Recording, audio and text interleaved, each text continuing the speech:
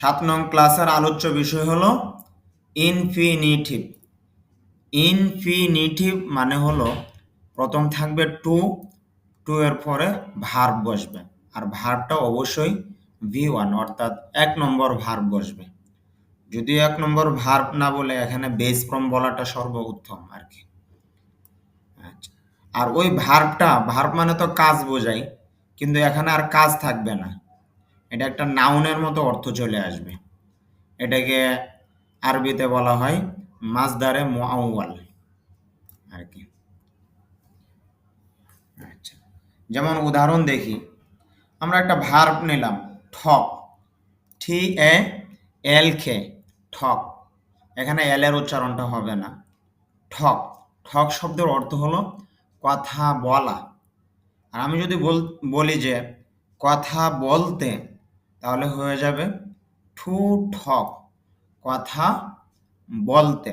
তাহলে ঠক শব্দের অর্থ কথা বলা, টু ঠক অর্থ হলো কথা বলতে। এখানে খেয়াল করেন, এই যে ঠক আছে এটা হলো ভার্ব, কিন্তু এখানে যে টু ঠক আছে এটা হলো ইনফিনিটিভ হয়ে গেছে। কিভাবে বুঝতে পারলাম?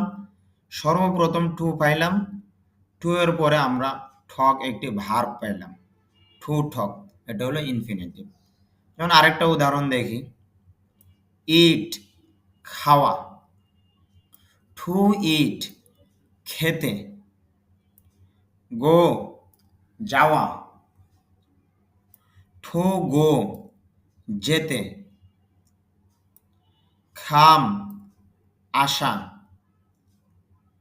টু খাম, আসতে, হেল্প, সাহায্য করা, টু হেল্প, সাহায্য করতে।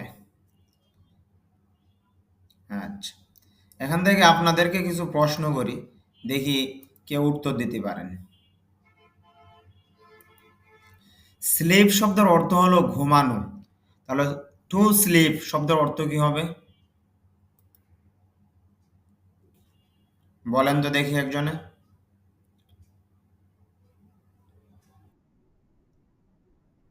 ঘুমাতে। হেল্প শব্দের অর্থ কি? হুম, হেল্প শব্দের অর্থ কি?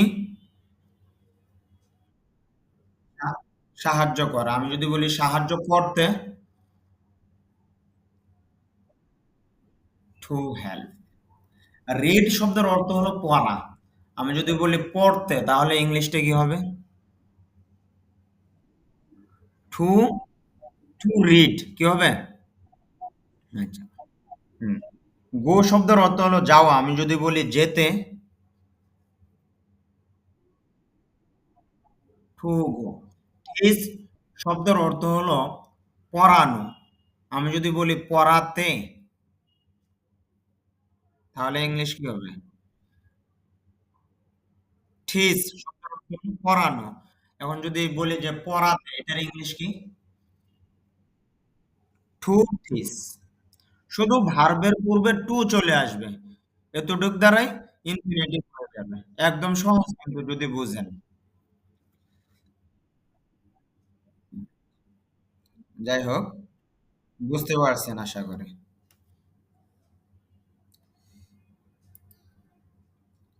আচ্ছা, তাহলে এখন আমরা বাক্য তৈরি করব। খেয়াল করেন, আই শব্দের অর্থ হলো আমি, ওয়ান্ট শব্দের অর্থ চাওয়া। দুটো আমরা একসাথে বলি, আই ওয়ান্ট, আমি চাই। এখানে খেয়াল করেন, আই ওয়ান্ট, আমি চাই, আমি চাই, আই ওয়ান্ট, আমি চাই। টু ঠক, কথা বলতে, টু ঠক, কথা বলতে। একসাথে যদি বলি, আই ওয়ান্ট টু টক, আমি কথা বলতে চাই। আই ওয়ান্ট টু টক, আমি কথা বলতে চাই। আই ওয়ান্ট, আমি চাই। দেখেন, আন্ডারস্ট্যান্ড শব্দের অর্থ হলো বোঝা, তাহলে টু আন্ডারস্ট্যান্ড শব্দের অর্থ হবে বুঝতে। তাহলে একসাথে বলি, আই ওয়ান্ট টু আন্ডারস্ট্যান্ড, আমি বুঝতে চাই। আই ওয়ান্ট আমি চাই। স্পেন্ড টাইম শব্দের অর্থ হলো সময় কাটানো। স্পেন্ড টাইম অর্থ হলো সময় কাটানো। টু স্পেন্ড টাইম সময় কাটাতে। I want to spend time আমি সময় কাটাতে চাই। উইথ মাই ফ্রেন্ডস আমার বন্ধুদের সাথে। I want to spend time with my friends আমি আমার বন্ধুদের সাথে সময় কাটাতে চাই। আই ওয়ান্ট আমি চাই। গো শব্দের অর্থ হলো যাওয়া, আর টু গো শব্দের অর্থ হলো যেতে। আই ওয়ান্ট টু গো আমি যেতে চাই। কোথায় যেতে চাই? যে জায়গা যাব ওই জায়গার পূর্বে আবার টু বসবে, ওইটা হলো দিক হিসাবে বসবে। আসা যাওয়া, কোনো স্থানের দিকে যাবেন বা আসবেন, ওই স্থানের পূর্বে টু বসে যাবে। আর এখানে যেই টু বসছে ভার্বের পূর্বে, এটা হলো ইনফিনিটিভ হিসাবে। আর এখানে যে টু বসছে এটা হলো আপনার প্রিপজিশন হিসাবে, মানে কোনো এক স্থানে যাচ্ছেন ওই হিসাবে বসছে আর কি। তাহলে একসাথে বলি, আই ওয়ান্ট টু গো আমি যেতে চাই। টু ক্লাস ক্লাসে। I want two go two class আমি ক্লাসে যেতে চাই। ওয়ান টাইম সময় মতো। ওয়ান টাইম শব্দের অর্থ হলো সময় মতো। I want two go two class one time আমি সময় মতো ক্লাসে যেতে চাই। I want two go two class one time আমি সময় মতো ক্লাসে যেতে চাই। আই ওয়ান্ট আমি চাই। ঠক শব্দের অর্থ হলো কথা বলা। টু ঠক অর্থ হলো কথা বলতে। আই ওয়ান্ট টু ঠক আমি কথা বলতে চাই। উইথ শব্দের অর্থ হলো সাথে। উইথ দেম শব্দের অর্থ হলো তাদেরকে, তবে এখানে হবে তাদের অর্থ হবে। উইথ দেম তাদের সাথে। I want to talk with them আমি তাদের সাথে কথা বলতে চাই। আই ওয়ান্ট আমি চাই। টু ওয়াইট অপেক্ষা করতে। ওয়াইট শব্দের অর্থ হলো অপেক্ষা করা। টু ওয়াইট শব্দের অর্থ হলো অপেক্ষা করতে। ফর দেম তাদের জন্য। ফর দেম তাদের জন্য। যদিও দ্যাম শব্দের অর্থ হলো তাদেরকে, কিন্তু ফরের কারণে এখানে অর্থ হবে তাদের। ফর দেম তাদের জন্য। I want two white for them আমি তাদের জন্য অপেক্ষা করতে চাই। আই ওয়ান্ট আমি চাই। টু রিড পড়তে। রিড শব্দের অর্থ হলো পড়া। টু রিড শব্দের অর্থ হলো পড়তে। আই ওয়ান্ট টু রিড আমি পড়তে চাই। এখানে একটা জিনিস খেয়াল করেন, টি-এইচ-ই এটার উচ্চারণ দা হবে নাকি দি হবে? দেখি তো আপনারা কে বলতে পারেন। বলেন তো দেখি, টি-এইচ-ইর উচ্চারণ দা হবে নাকি দি হবে? দা। আর কেউ বলেন? দা হবে নাকি?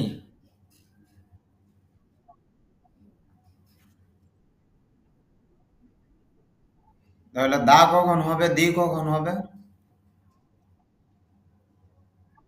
আপনার প্রশ্ন, আপনার উত্তর ঠিক আছে। যারা বলছেন যে দা হবে এটা ভুল উত্তর। আর মাত্র যে বলছেন যে কখনো দা কখনো দি, ওইটা সঠিক। আচ্ছা, তাহলে আপনার কাছে প্রশ্ন হলো কখন দা হবে কখন দি হবে?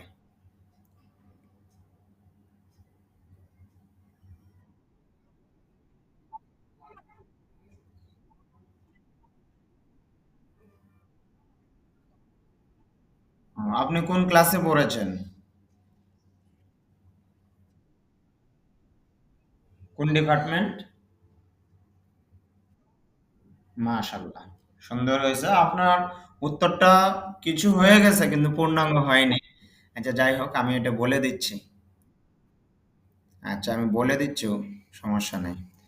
দেখেন, টি এইচ এর উচ্চারণ দুই রকম হবে, দা হবে, দি হবে। বলেন তো সবাই, কত রকম হবে? কি কি? দা এবং দি। এখন প্রশ্ন হলো, হ্যাঁ খেয়াল করেন, এখন প্রশ্ন হলো কখন দা হবে, কখন দি হবে। উত্তর, টি এইচ এর পরে যদি ভাওয়াইল থাকে, কি থাকে? ভাওয়াইল কয়টি আগে এটা শিখেন। ভাওয়াইল 5টি। ইংরেজি লেটার কয়টি? 26টি। এই 26টি লেটার দুই ভাগে বিভক্ত। ভাওয়াইল 5টি, A E I O U. আর ভাওয়াইল ছাড়া যা আছে সবগুলো কনসোনেন্ট। এটা তো সবাই জানেন আশা করি। আচ্ছা এখন খেয়াল করেন, টি এইচ এর পরে যদি কনসোনেন্ট আসে মানে 21টের কোনো একটা, তাহলে হবে দা। আর টি এইচ এর পরে যদি ভাওয়াইল আসে তাহলে হবে দি। ভাওয়াইল আসলে কি হবে? দি। আসলে যদিও আপনারা ভাবেন যে ইংরেজি লেটার 26টি, কিন্তু মনে রাখতে হবে ইংরেজি সাউন্ড হলো 44টি। সাউন্ড কয়টি? ইংরেজি লেটার 26টি, কিন্তু ইংরেজি সাউন্ড কয়টি? ঠিক তেমনি ভাবে ইংরেজি লেটার 26টিকে দুই ভাগে ভাগ করা হয়েছে, ভাওয়াইল, কনসোনেন্ট। ভাওয়াইল হলো 5টি, কনসোনেন্ট 21টি। আর ইংরেজি সাউন্ড 44টি, ওইগুলোকে আবার দুই ভাগে ভাগ করা হয়েছে, ভাওয়াইল 20টি, কনসোনেন্ট 24টি। ভাওয়াইল কয়টি? 20টি। কনসোনেন্ট কয়টি? 24টি। এই ভাওয়াইল যে 20টি, ওই 20টি সাউন্ডের পূর্বে টিএসি আসলে দি হয়। আর কনসোনেন্ট যে সাউন্ড 24টি, ওইগুলোর পূর্বে আসলে দা হয়। এখন ওই নিয়মটা তো আপনারা বুঝবেন না যে 44টা আইপিএ সাউন্ড, মূলত এগুলোকে বলা হয় আইপিএ সাউন্ড, ওইগুলো তো বুঝবেন না। এই জন্য সহজের জন্য শিখে নেন এটা যে টিএসির পরে যদি ভাওয়াইল আসে তাহলে দি, আর কনসোনেন্ট আসলে দা। এখন খেয়াল করেন, ইংলিশ যেন, ইংলিশ লেটার প্রথম লেটারটা কি? ই। ই ভাওয়েল নাকি কনসোনেন্ট?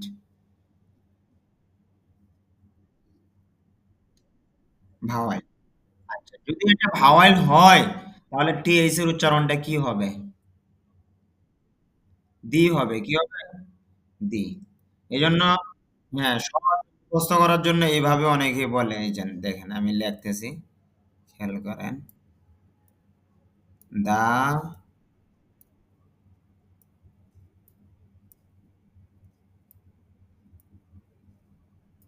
তো লেখাও যায় না। আচ্ছা, দাদির, এরপরে সি ভি। দেখছেন, পাইছেন? দেখা যাচ্ছে? দাদির সিভি। আসলে এখানে সি মানে কনসোনেন্ট ভাববো, আর ভি মানে ভাওয়েল। আর দা কখন হবে? সি এর ক্ষেত্রে দা মানে কনসোনেন্টের ক্ষেত্রে দা। আর দি কখন হবে? ভাওয়েলের ক্ষেত্রে। বুঝতে পারছেন?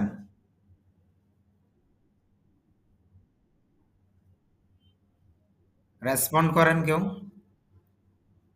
দাদির সিভি মানে দা হবে সি মানে কনসোনেন্টের ক্ষেত্রে, দি হবে ভি মানে ভাওয়েলের ক্ষেত্রে। হ্যাঁ, ভাওয়েলের ক্ষেত্রে। তাহলে দা কখন উচ্চারণ হবে? টিএইচ এর উচ্চারণ দা কখন হবে? কনসোনেন্টের ক্ষেত্রে। আর ই কখন হবে? ভাওয়েলের ক্ষেত্রে। আমি এক স্যারকে জিজ্ঞাসা করছিলাম, স্যার টিএইচ এর উচ্চারণ কি করব?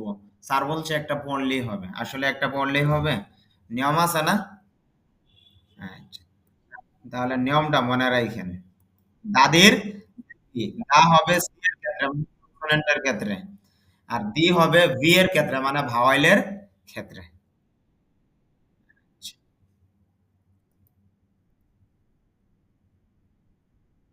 এখানে কারো প্রশ্ন আছে? জি জি, দাদির সিভি, এটা সহজে মনে রাখার জন্য আর কি। আচ্ছা ঠিক আছে, পড়া ধরেন।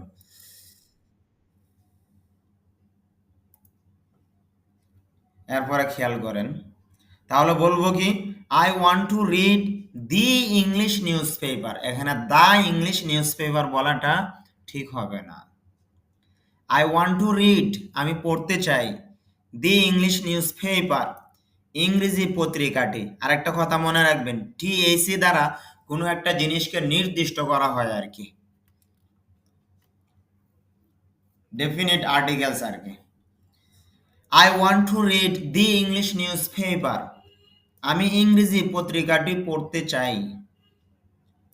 I want to take, take মানে নেওয়া, একসাথে বলেন, টেক দ্য ডিসিশন। এখানে দি হবে না, কেন? টিএসি পরে হলো কনসোনেন্ট আসছে, এই জন্য দা হবে উচ্চারণটা। আর এখানে দি ইংলিশ, এখানে দ্য ডিসিশন, এখানে দি ইংলিশ, এখানে দ্য ডিসিশন। যদিও ডিসিশন বলি, কিন্তু উচ্চারণটা হবে decision. I want to take the decision, আমি সিদ্ধান্তটি নিতে চাই। আই ওয়ান্ট টু সলভ, আমি সমাধান করতে চাই, দ্য প্রবলেম, সমস্যাটি। এখানে দি হবে না, এখানে হবে the. I want to solve the problem, আমি সমস্যাটি সমাধান করতে চাই। আচ্ছা, হিজ ফ্রেন্ডস, এখানে খেয়াল করেন যে হিজ ফ্রেন্ডস এটা কোন সাবজেক্ট। দেখি, হিজ ফ্রেন্ডস এটা পার্সন কি এবং নাম্বার কি, দেখি তো, বলেন তো। হিজ ফ্রেন্ডস কোন পার্সন, কোন নাম্বার? জি, হয়েছে। একজনে বলতেছেন সিঙ্গুলার, আরেকজনে বলতেছেন প্লুরাল, কোনটা নিব আমি?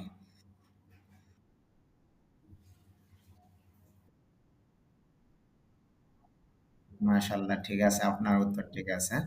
তাহলে খেয়াল করেন, হিজ ফ্রেন্ডস, আসলে এখানে হিজ মূল উদ্দেশ্য না, মূল উদ্দেশ্য হলো ফ্রেন্ডস।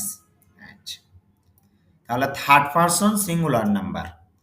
যদিও এটা হার্ড হয়ে যায় আপনাদের জন্য, তাহলে সহজ ওই নিয়মটা শিখেন যে আমি আপনাদেরকে বলছি যে সাবজেক্টটা খেয়াল করবেন যে আই ইউ বহুবচন আছে কিনা। এখানে সাবজেক্টটা দেখেন, বহুবচন। সাবজেক্ট যদি বহুবচন হয় তাহলে তো এস বাই এস এর কোনো সম্পর্ক নাই।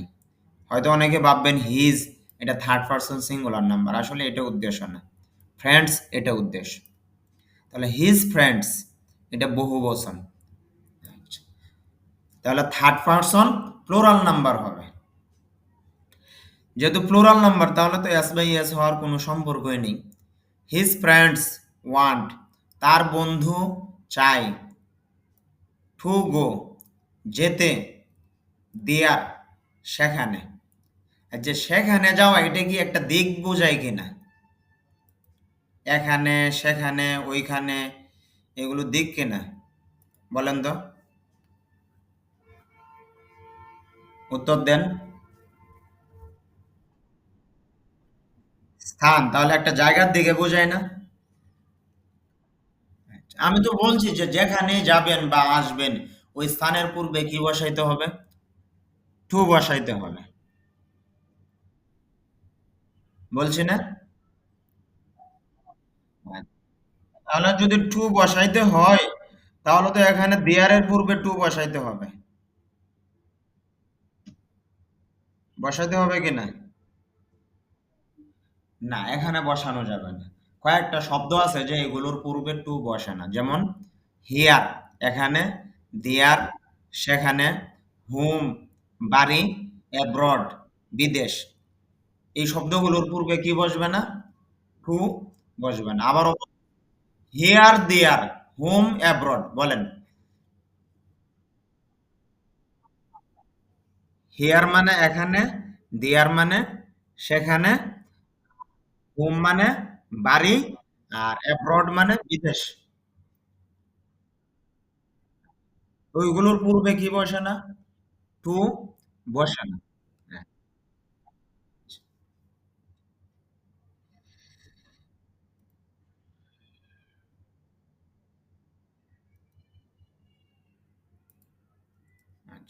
হিজ ফ্রেন্ডস তার বন্ধু ওয়ান্ট টু গো দেয়ার সেখানে যেতে চাই। হি ওয়ান্টস টু কাম সে আসতে চাই। এখানে খেয়াল করেন, এত পর্যন্ত আমরা বলেছি যে ওয়ান্ট, অথচ এখানে বলতেছি ওয়ান্টস। এখানে এস কেন যুক্ত হলো? ওইখানে তো এস ছিল না, এখানে তাহলে এস আসলো কেন বলেন?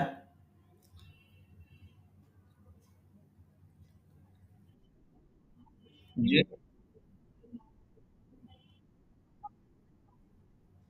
এটা আমি যে নিয়মটা পড়াইছি ওই নিয়মটা বলেন, আমারটা আরো সহজ নিয়ম।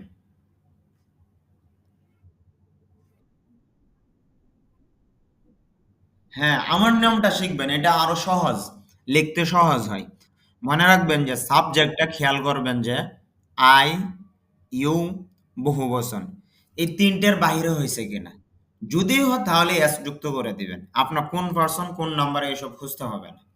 এখন আপনারা খুঁজেন যে হি শব্দটা দেখতে কি আয়ের মতো? না। দেখতে কি ইউ এর মতো?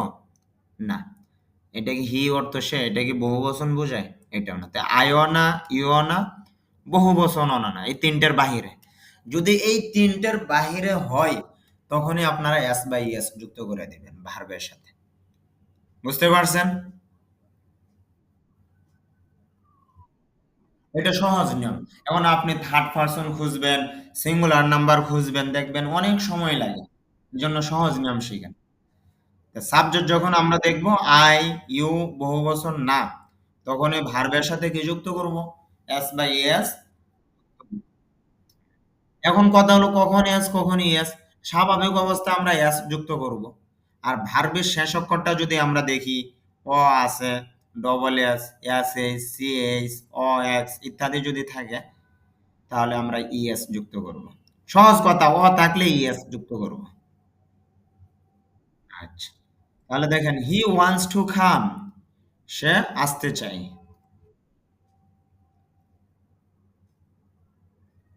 হি ওয়ান্টস টু টক সে কথা বলতে চায়। অ্যাবাউট হিম তার সম্পর্কে। He wants to talk about him সে তার সম্পর্কে কথা বলতে চায়। হি ওয়ান্টস টু আনসার সে উত্তর দিতে চায়। দ্য কোয়েশ্চনস প্রশ্নগুলোর। এখানে কোয়েশ্চনস স্বর মতো হবে না, উচ্চারণটা স্বর মতো একটু হালকা হবে। Questions. He wants to answer the question. The questions না দি হবে, কোনটা হবে? দা নাকি দি? দা হবে, কনসোনেন্ট না? হ্যাঁ, দা হবে। না, দি হবে কেন? দা হবে, কনসোনেন্ট। আচ্ছা, তারপরে হুম, হুম, বলেন। হি ওয়ান্টস টু কনসিডার সে বিবেচনা করতে চায়। কনসিডার শব্দের অর্থ হলো বিবেচনা করা। টু কনসিডার বিবেচনা করতে। হি ওয়ান্টস টু কনসিডার সে বিবেচনা করতে চায়। ইউর ম্যাটার তোমার বিষয়টি, ইউর দ্বারা এখানে নির্দিষ্ট হয়ে গেছে আর কি। ইউর ম্যাটার তোমার বিষয়টি।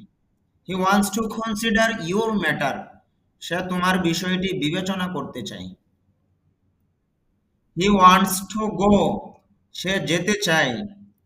এই যে খেয়াল করেন হিজ ভিলেজ, যদি আমরা ভিলেজ বলি, ভিলেজ না, এখানে এটা রসইকারের মতো। হিজ ভিলেজ তার গ্রামে। আচ্ছা বলেন, গ্রামে যাওয়াটা কি কোনো একটা দিক না?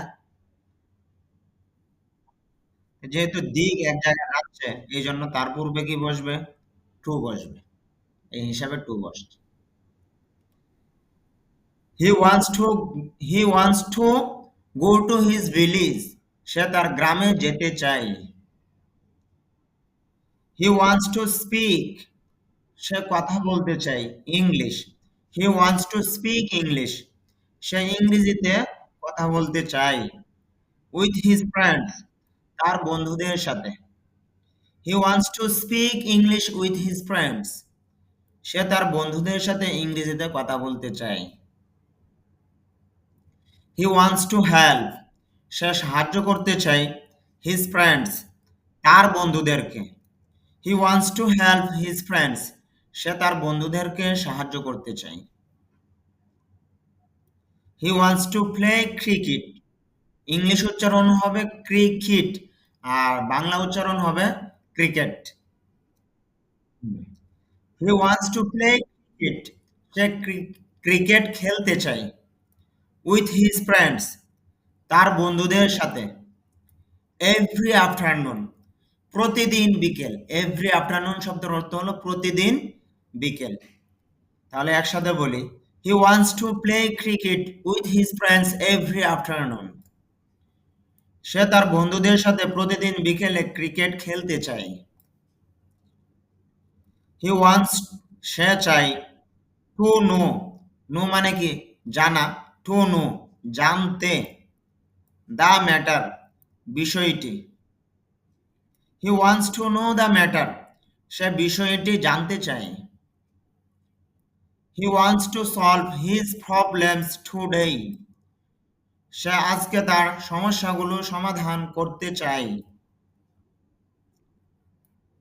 হি ওয়ান্টস টু স্টাডি। আচ্ছা, হি ওয়ান্টস সে চায়, টু স্টাডি পড়াশোনা করতে। আর আলট শব্দের অর্থ হলো প্রচুর, মানে অনেক পড়াশোনা আর কি। হি ওয়ান্টস টু স্টাডি আলট, সে প্রচুর পড়াশোনা করতে চায়। হিজ ফ্রেন্ড, আচ্ছা খেয়াল, হিজ ফ্রেন্ড, ফ্রেন্ড শব্দটা কোন পার্সন কোন নাম্বার? His friend. আচ্ছা, আমি যে নিয়মটা বলছি এটা দেখেন তো কোনটা পড়ে। হিজ ফ্রেন্ড শব্দটা কি আই? দেখেন, হিজ ফ্রেন্ড শব্দটা আইও না, দেখতে ইওর মতো লাগে না, আর বহু বচন তো বোঝাই না। তাহলে তিনটার বাহিরে, আর তিনটার বাহিরে হলেই আমরা এস বাই এস যুক্ত করে দেব। বাকিগুলো তো সহজ বুঝতে পারেন, কিন্তু এখানে দুইটা শব্দ তো, এই জন্য একটু কঠিন লাগবে। সাবজেক্ট দুই শব্দ মিলে হয়ে গেছে। আর আরো সহজে বুঝাই, যারা আরবি পড়ছেন, সাবজেক্টটা যখন ওয়াহেদ গায়েব হবে, কি হবে? ওয়াহেদ গায়েব। ওয়াহেদ মুজাক্কার গায়েব হোক বা মুয়ান্নাস গায়েব হোক, একটা হলেই হয়েছে, তখনই ভার্বের সাথে এস বাই এস যুক্ত করে দেবে। ধরেন, হিজ ফ্রেন্ড ওয়ান্টস, তার বন্ধু চাই। টু গো যেতে, দেয়ার সেখানে। His friend wants to go there, তার বন্ধু সেখানে যেতে চায়। করিম, করিম শব্দটা দেখেন, এটা আয়ও না, ইউ না, এটাও না। করিম এটা বহু বচন, এটাও না। এই জন্য আমরা ভার্বের সাথে এস দিলাম। করিম ওয়ান্টস টু আন্ডারস্ট্যান্ড, করিম বুঝতে চাই। দি টপিক নাকি দা টপিক? বলেন। দা হবে কেন? Consonant sound. দা টপিক, টপিকটি বিষয়টি ইত্যাদি। প্রপারলি সঠিকভাবে। প্রপারলি অর্থ হলো সঠিকভাবে। Karim wants to understand the topic properly, Karim সঠিকভাবে বিষয় টপিকটি বুঝতে চায়। Karim wants to ask some questions, Karim কিছু প্রশ্ন জিজ্ঞেস করতে চায়। করিম ওয়ান্টস করিম চায়, টু আস্ক জিজ্ঞেস করতে, সাম শব্দের অর্থ হলো কিছু, কোয়েশ্চনস শব্দের অর্থ হলো প্রশ্ন।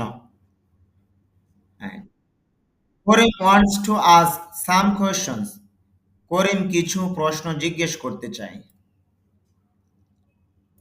হি ওয়ান্টস সে চায়, টু লার্ন শিখতে। লার্ন শব্দের অর্থ হলো শেখা, টু লার্ন শব্দের অর্থ হলো শিখতে। অ্যারাবিক শব্দের অর্থ হলো আরবি। He wants to learn Arabic, সে আরবি শিখতে চায়। হি ওয়ান্টস টু কুক, সে রান্না করতে চায়। পরের উচ্চারণটা কি হবে আপনারা বলেন তো? এটা কি হবে উচ্চারণটা? কুকের পরে যে উচ্চারণটা, এটা কি হবে? দেখি একজনে বলেন।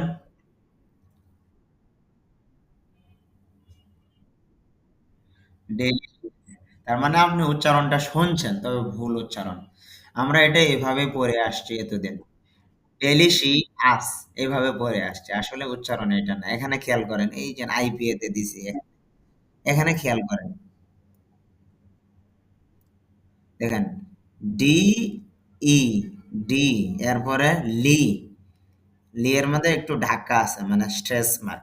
ডিলি, এরপর হলো শ্বাস, স সাউন্ড, এরপরে আ সাউন্ড। এই যে উল্টাই দেখছেন না, এটাই হলো আ sound.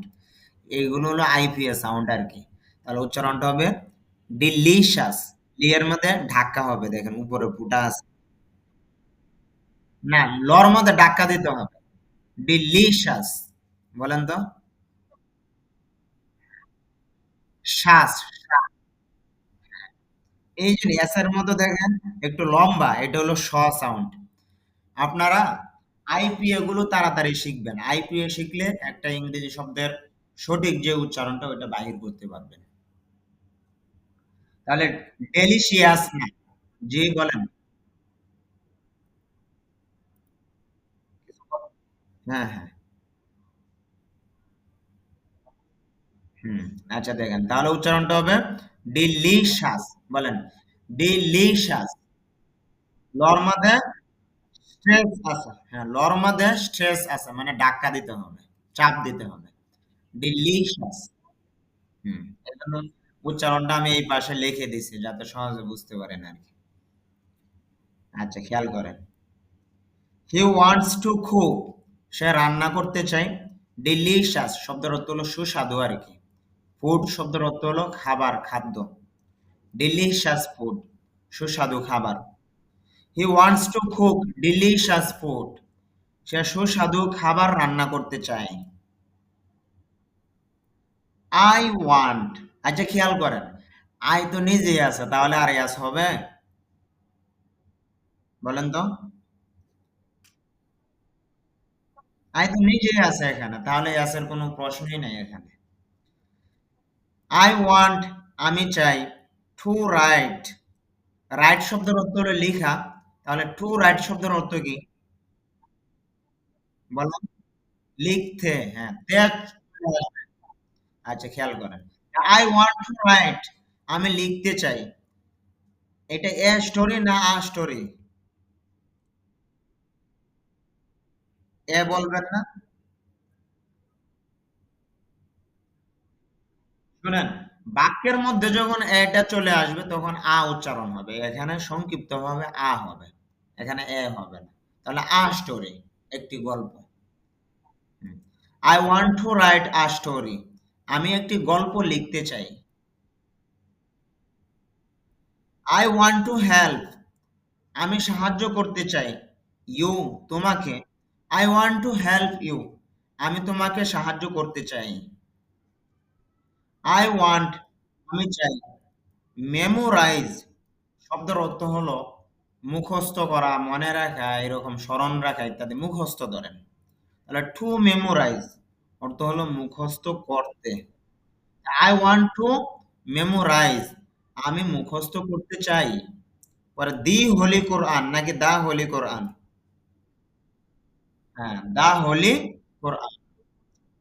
I want two memorise দা হোলি কোরআন, আমি পবিত্র কোরআন মুখস্থ করতে চাই।